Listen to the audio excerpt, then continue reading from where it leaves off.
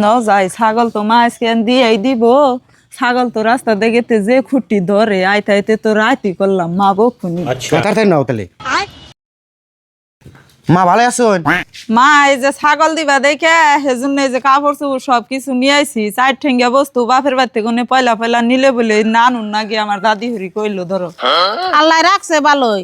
তাই সবেলা করে ছাগল নিয়ে কালকে সকালে যানি, আজকে রাত থাইকা যাও। হ খায়া তার কাম নাই, আমার বাপ মার বাড়িতে থেকে ছাগল দিছে, সেই ছাগল মেরে দিয়ে দিবেন না। আমার গুয়াল খালি করে আমি ছাগল দিন না। কে বউ তুমি রে কেমন কথা কও? তুমি তো কইলা যে মা সব সময় ছাগল আননে নাড়াচাড়া করুন, আন্নের একটা ছাগল দেইরো। তা আমি ভাবছি আমি আননি মুখি গেদিরে দিয়া দেইরো। আন্নেরে দিবরতেছি, আন্নেরে দিলে ওটা আঙ্গই থাকবো, আর আন্নের মেয়েরে দিলে ওটা কি আঙ্গ থাকবো? মা তাহলে তুমি ফোন করছাও ভাবিঠে ভালো করে হুই নাই ফোন করতা। দেহ তুঙ্গ জামাই 3,000 টাকার ছাগল দিবে আর 5,000 টাকার বাজার করে আনছে ফুর্তি করে। যে টাকা পয়সা বড় বস্তু না, সম্মান বস্তুটা হইলো বড়।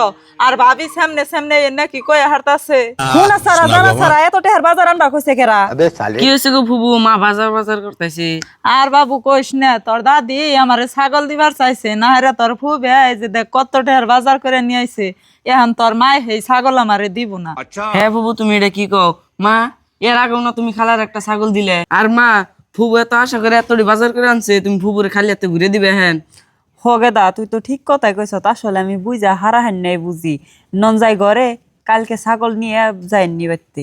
যাজ্ঞা বউ তুমি যে বুঝছ এটা হইছে ভালো কাম। তার মানে মেয়ার ঘর আজকে ঘুরে গেত, কালকে জামাই মেয়ারে খইলান্তি তুলতো। এই যে ধরো বাজার নিয়ে আইছে, নিয়ে থাওগা। আর বিনি আপনিও কিছু মনে করেন না, হন ঘরে হন খাইবার দেন খাবার দিন, খুব খিদে লাগছে আমার। হন।